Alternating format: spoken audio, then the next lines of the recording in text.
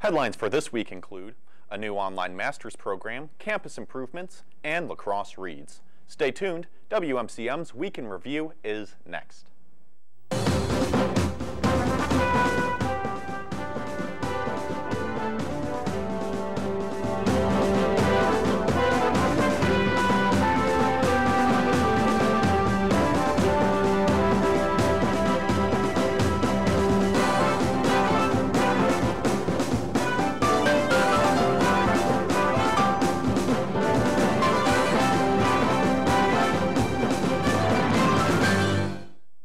Hello, and thanks for watching WMCM's Week in Review. I'm Chip O'Brien. And I'm Nate Wiggyhout. UWL will soon be offering a brand new, fully online master's program. A 30-credit Master's of Science and Recreation Management and Professional Development will be offered starting fall of 2019. The program will take advantage of UWL's strong recreation management faculty and affordable tuition, allowing students to work with a single group of students from the beginning to the end of the program. The program will end with a capstone seminar put on by the students, where they will integrate their knowledge into a plan for addressing an issue in recreation or leisure service delivery. There is no GRE requirement for the program, and applications are currently being accepted. Wisconsin Governor Tony Evers has just given the UWL campus the green light on 4 major projects that will be taking place within the coming years. The projects will total about $161 million once completed. The projects include additions to the Prairie Springs Science Center, a new field house and soccer field, renovations to Cote and Sanford residence halls, and HVAC updates to Graf Main Hall. All these projects come just off the heels of the new Student Center and Prairie Springs Science Center Part 1.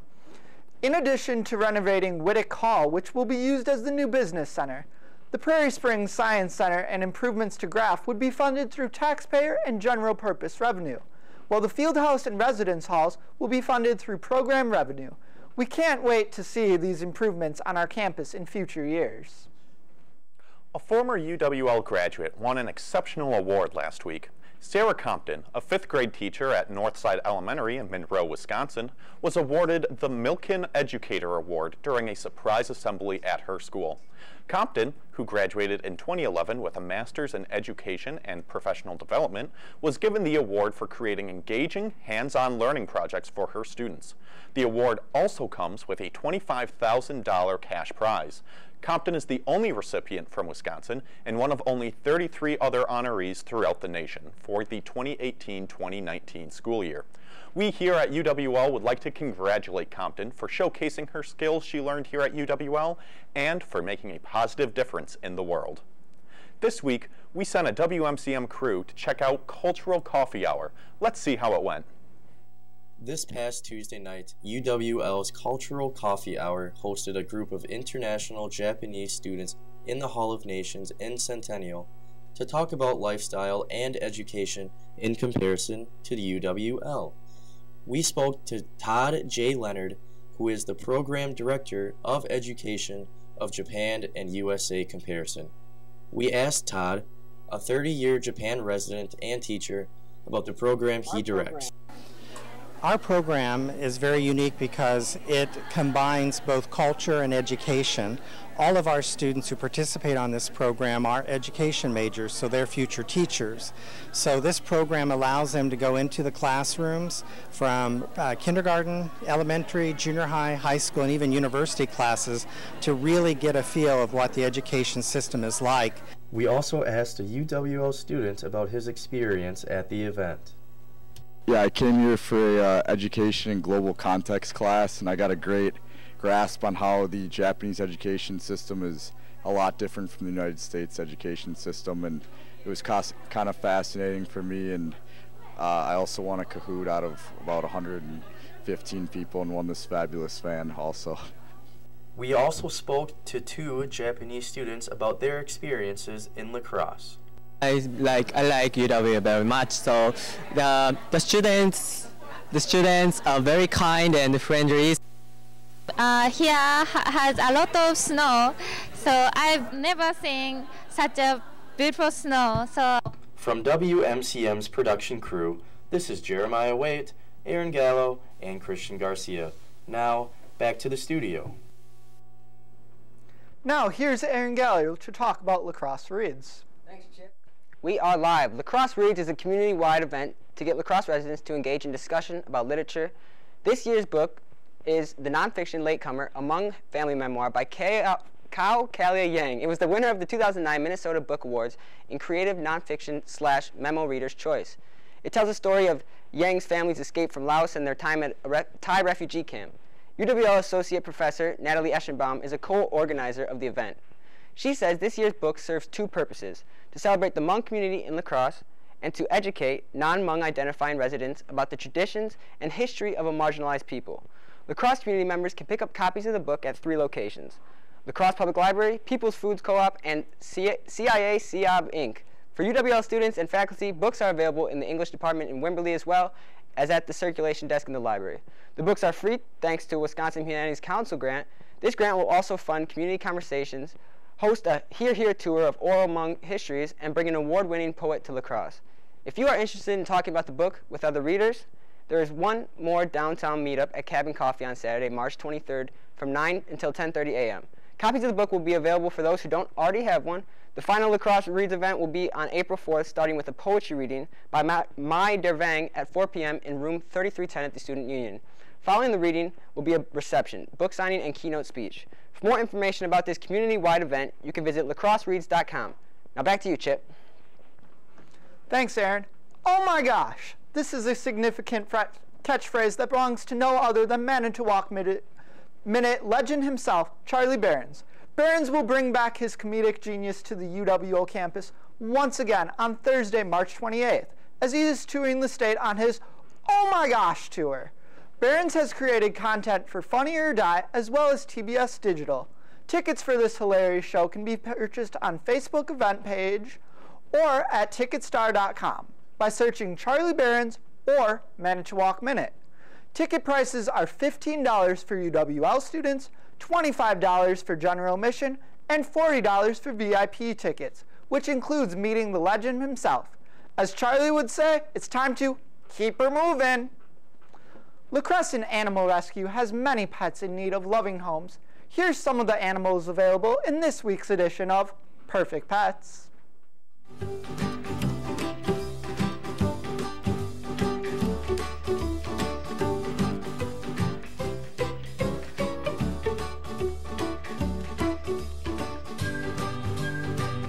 Hi, I'm Andy. I love to play and hide it in small, confined spaces. I need a home with lots of toys and space to run around. Seize the means of toy production. Hi, I'm Bernie, and I may look wild, but I also just love to lounge around. Ooh, a toy! Hello, my name is Jinx. I may be shy, but I love to explore. Take me home today.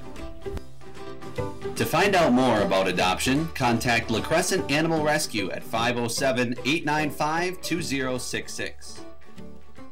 Again, the number for the La Crosse Animal Rescue is 507-895-2066. The Student Senate met last week to discuss a replacement for the Eagle Alert system.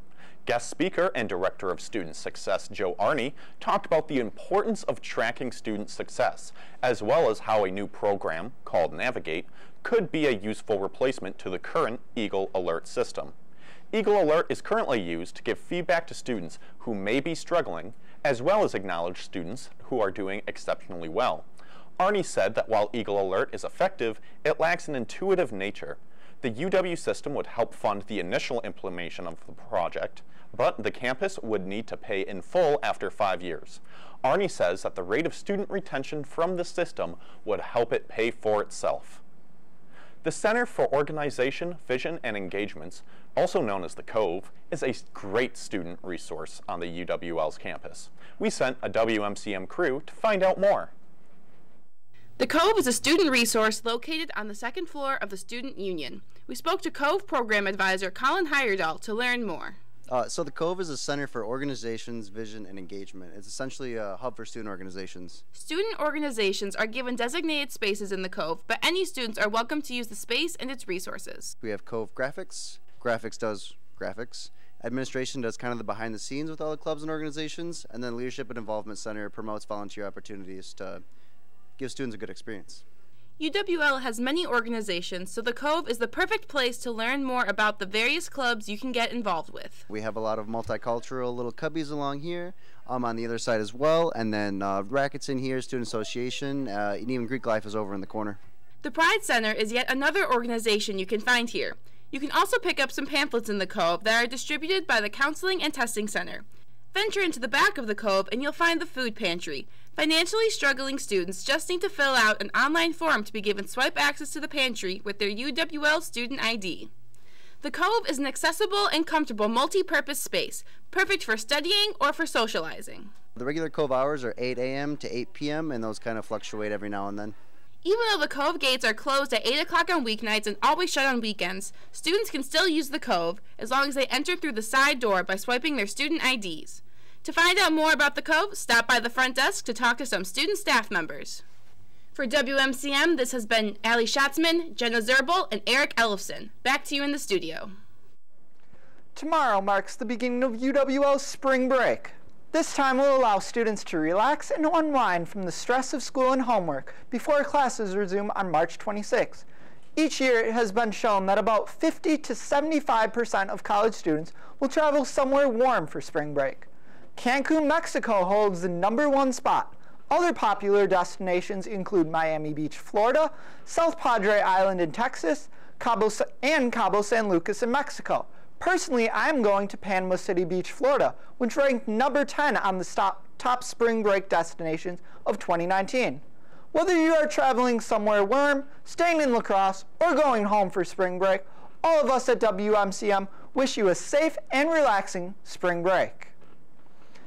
Each week, the WMCM crew sends out a crew to talk to your fellow peers in a segment we call Campus Insight. This week, we asked students about their plans for spring break. Do you have any spring break plans? Yeah, actually this spring break I'm going on a road trip with some friends to Colorado, so I'm looking forward to that. Awesome. I'll be heading to Mexico for 7 days to visit my grandma with my father. Sweet, where in Mexico? So it's like 2 hours south of Puerto Vallarta in a small beach town. So it'll be like authentic Mexico. I'm going to Colorado and doing some like hiking and snowboarding and things like that. Well, have you ever been to Colorado before? No, first time. I'm probably just gonna go home, see my family, my niece and my new nephew. So. I'll be heading home for the week to work. All right, where do you work at? Buttercup Beauty. It's like a little salon, so. Plans. I'm going to be heading to Chicago to visit a buddy for St. Patty's Day. I have some summer job interviews set up. Oh, really? Around the area? Are you going to travel a little bit? Just around my hometown. I'm just headed home up north, probably going to do some snowmobiling. They've got a lot of snow up there, unfortunately. I'm just going to go home and sleep. But Mason Polk and Austin Cook, back to you guys in the studio. Look for the WMCM crew around campus for a chance to have your opinions heard on next week's Campus Insight. And now, here's Allie Steele with a review of the movie The Incredibles 2. The Incredibles are back. The second installment of The Incredibles takes off right where the first one ended. Supers are still illegal, but Helen, or Elastigirl, is put on a mission to change that. Meanwhile, Bob has to stay at home with the kids. Not only does Bob have to deal with Violet's love life and tackle Dash's homework, he also has to navigate Jack's emerging powers. While on her mission, Elastigirl faces a new threat, Screenslaver, who has the ability to wreak havoc with his mind control powers. It's up to the Incredibles to solve this mystery and make supers legal again. Let's check out the trailer to see more. Did you wash your hands? With soap? Did you dry them? What? Is this all vegetables? Who wanted all vegetables? I did. So, are we going to talk about it? What? The elephant in the room. What elephant? Mom's new job. It's time to make some wrong things right. Help me bring supers back into the sunlight. We need to change people's perceptions about superheroes, and Elastigirl is our best play. Better than me? Whoa! Bye, sweetie. I'll watch the kids, no problem. That's not the way you're supposed to do it, Dad. They want us to do it this way. I don't know that way. Why would they change math? Math is math. Okay, Math Dad. is math. Hello? Hey, honey. How are the kids? Everything's great. Is she having adolescence? And Jack?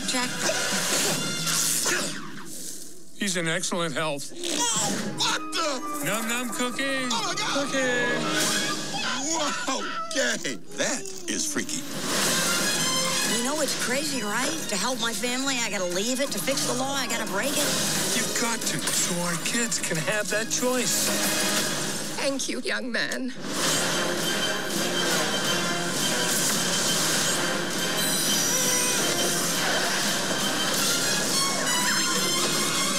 Combustion imminent? What does that mean? Ah! It means fire, Robin. The Screen Slater interrupts this program for an important announcement.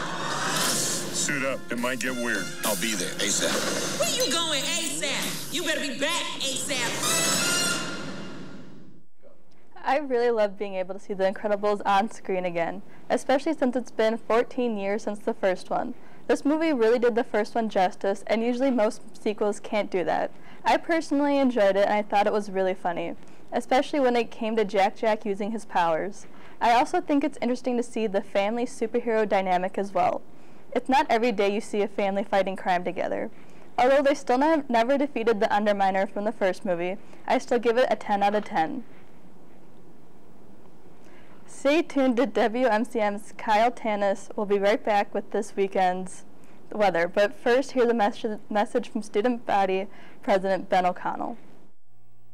Welcome on into the UWL Presidential Address. I'm Ryan Giannoni alongside Student Body President Benjamin O'Connell. This is our last presidential address before spring break. So Ben, why don't you address the students? Well, first of all, have fun on spring break, everyone. And second of all, a lot of stuff happening in Student Association this week. We will be debating the governor's budget and our stance on it. And then as well, we will be hopefully passing a resolution in support of our Residence Hall building project to be sent on to the Buildings Commission. And now our Residence Hall building project was not included in Governor Evers' capital plan recommendations. So we really want to make sure we lobby on this before the Buildings Commission meets so that we can get in our legislators' ears on this one. And aside from that, election petitions were sent out this week. So if you want to run for Student Association president, I highly recommend it. You just need to get 100 signatures along with vice president. And yeah, so run or don't, but please run. Yeah. Ryan, I'm talking to you directly now. Yep, maybe probably not going to happen. But yeah, you heard it here, folks, from Ben. We'll talk to you guys again in 2 weeks after spring break, but until then, enjoy your time. Approve this message. Well, as we can't get enough saying around here, spring break is almost here. And while the temperatures will not be as warm as, say, down in Florida or other parts of the country, let's take a look at this weekend's weather and see what we're up against. So tonight we have rain and snow with winds, they're blowing a bit much at 15 miles an hour. 31 degrees for a low tonight. Let's look at Friday. So Friday, we can expect sunny skies. You can still expect some breezy winds. Highs not getting up as low as not getting up as high as they were this week, but you can expect a high of around 37 degrees. That snow will still be melting. Let's look at Saturday. So for Saturday, we can have partly cloudy conditions, those winds finally dying down, and the temperatures are remaining steady, still enough to keep that snow melting at about 36 degrees. And for Sunday, you can expect conditions of partly cloudy skies with winds picking back up and the temperatures also increasing as we get into that first week of spring break with 40-degree temperatures. Now, here's Luke Reimer with this week's interview. Thanks, Kyle. So today I'm here with Patrick McLoone. He's a sophomore, and you're the VP of Volunteering Within on campus? I am, yeah. I'm the Vice President here of Volunteering Within on campus. It's a volunteering club, and we just help out in the community and here on campus and do as much volunteering as we can. Nice. Yeah. So can you actually tell me what you're majoring in? I'm a finance major. Okay. And I'm a sophomore here. Okay, nice. So how many people are involved in this organization? We have about 30 members in our club right about now, I'd say. Nice. And do you know most of them, or? Yeah, we know most of them. Okay, nice. So do you guys have like some kind of advertising that you do to get like more people involved, or is there a way like people can understand how to like get involved with this organization? Yeah, so at the beginning of every semester, there's always the Student Involvement Fest and like kind of like the club career fair they hold out in the Bluffs or out in front of the Student Union, and we're normally out there every semester. They actually didn't have it with all the school cancellations, but we're also on MyOrgs and just around on the campus website. Yeah, nice, cool. So how long have you been associated with this group? 2 years. So this is my second year. I joined it last year when I was a freshman, actually. Kind of like that first week of school involvement fest is actually where I found out about it. So you just went through and met someone who was talking about it? And yeah, I was kind of going through and came across it, and I did a bunch of volunteering in high school as well. Oh, okay. I did some volunteering clubs then, and so that yeah, kind of carried over. Yeah, just kind of fit. Okay, so are you currently looking for more people to join the organization? Of course, all the time. All the time? All the time. Perfect. So you came into college. Did you come in like wanting to be part of a club? Not just necessarily this one, but want to get involved, or? Yeah, I definitely wanted to get involved on campus. I think it was kind of a way that I thought to kind of make friends and kind of do more at school and in school as well. So yeah, I kind of came in thinking about what I wanted to do, but not sure what club I was going to join. Oh, nice.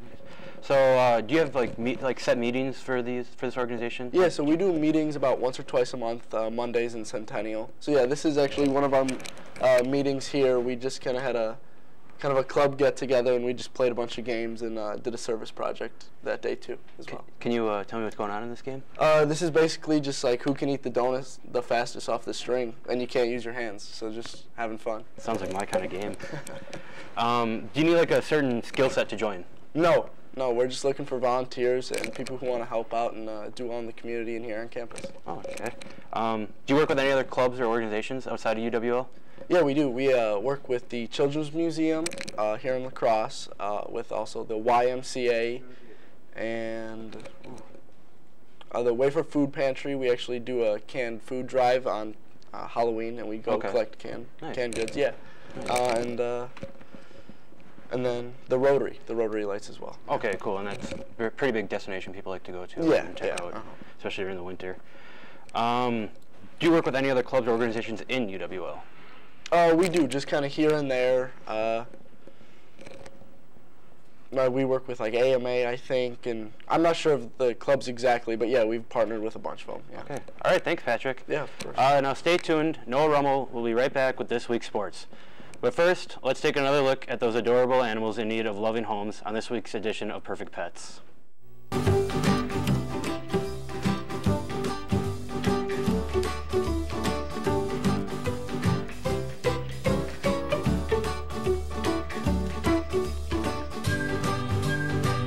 Hi, I'm Andy. I love to play and hide in small, confined spaces. I need a home with lots of toys and space to run around. Seize the means of toy production. Hi, I'm Bernie, and I may look wild, but I also just love to lounge around. Ooh, a toy! Hello, my name is Jinx. I may be shy, but I love to explore. Take me home today. To find out more about adoption, contact La Crescent Animal Rescue at 507-895-2066. Again, the phone number for La Crescent Animal Rescue is 507-895-2066. On Sunday, the UWL softball team took on Loras College in a doubleheader. The first game was a short one, ending in just 5 innings, with the Eagles hammering 14 runs to Loras' 1. In the second inning, Block, Knight, and Schmidtke all recorded RBI singles to bring the Eagles' score to 4. However, the standout inning was in the top of the 4th, where UWL put up 10 runs with 6 RBIs, 2 of which belonged to Sabrina Scaredemiglia.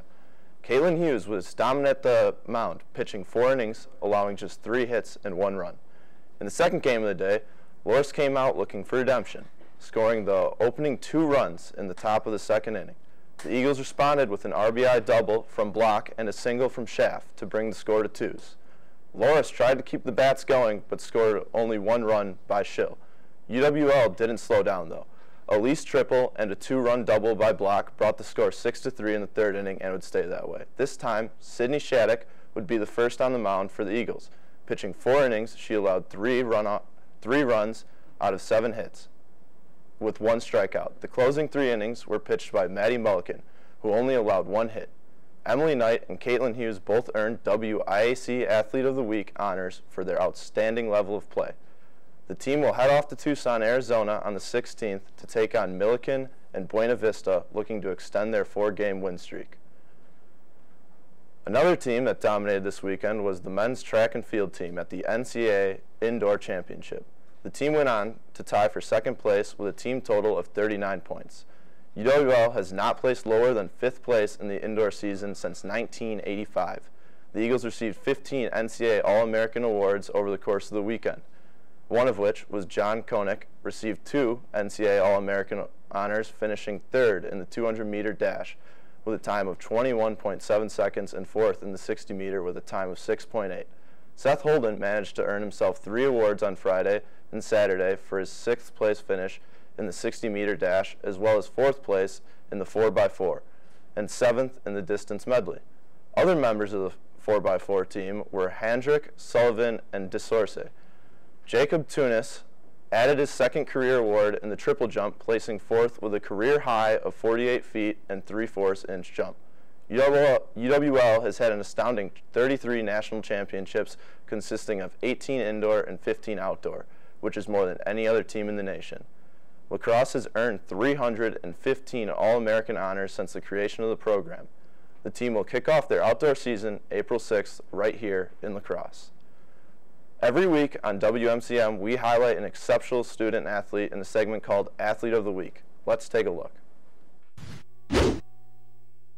Hello again and welcome to Athlete of the Week. I'm Jeremiah Waits and I'm happy to have Conrad Ernst from the wrestling team. So Conrad, welcome to the show. Thanks for joining us. So Conrad, what year are you in school and what's your major? I'm a junior and I'm studying physical education and minoring in adapted physical education. Excellent. So as a wrestler, you had a great conference season that accumulated with a conference championship at 285. So could you tell us a little bit about that experience and what it took to get to that point? Yeah, obviously I came in with the 1 seed, so that was just winning my matches throughout the year in conference, securing that spot, and then at the conference tournament, just executing and taking care of business there. Absolutely. So your first 3 years as a wrestler have been pretty impressive. The past 2 years obviously accumulating in a national championship, or what do you call it, nationals berth? Yeah, just an appearance in that. Right, appearance. So can you tell us a little bit about what that experience was like for you? So I qualified, won my regional, and then came into nationals as a 4 seed. And then I unfortunately dropped my first match there. All right. So what are your plans now? Season's over. Are you going to just eat a bunch of McDonald's and call her good, or? Just a little bit of that for probably the next week, and then get back on track with training and lifting. All right. Well, Conrad, thanks again for joining the show. For our viewers, please join us in a couple weeks because spring break is next week, so we will not be having Athlete of the Week. But till then, see you next time. The women's track and field team was also at their national championship this weekend. The team tied Massachusetts Institute of Technology for 11th place with 15 team points. 4 Eagles earned NCAA All-American honors on Saturday. Savannah Rydowitz placed 4th in the 60-meter dash. Betsy Schreier placed 4th in the triple jump with an attempt of 38 feet, and Sky Digman placed 5th in the shot put throw with 44 feet. This is Schreier's 2nd career honor after placing 5th in triple jump at the 2018 championship. On Friday, Amanda Wibke placed 7th in the pentathlon with 3,437 points. For those of you that don't know what the pentathlon is, it consists of 60-meter hurdles, shot put, high jump, long jump, and an 800-meter run, or if you're me, cardiac arrest. The women's track team has earned a total of 229 All-American honors. The team will open its outdoor season April 6th, and this has been Noah Rummel with this week's sports. Well, it feels like the weather is finally nice outside. Are you guys enjoying the nice weather that we have going outside? I'm enjoying the nice weather, but definitely we'll be going back to some warmer weather. We're going down to some warmer weather. I'm just loving it. Well, thank you for watching WMCM's Week in Review. Make sure to join us next week, Thursday, at 4:30, right here on Campus Channel 200 and Digital Cable Channel 989.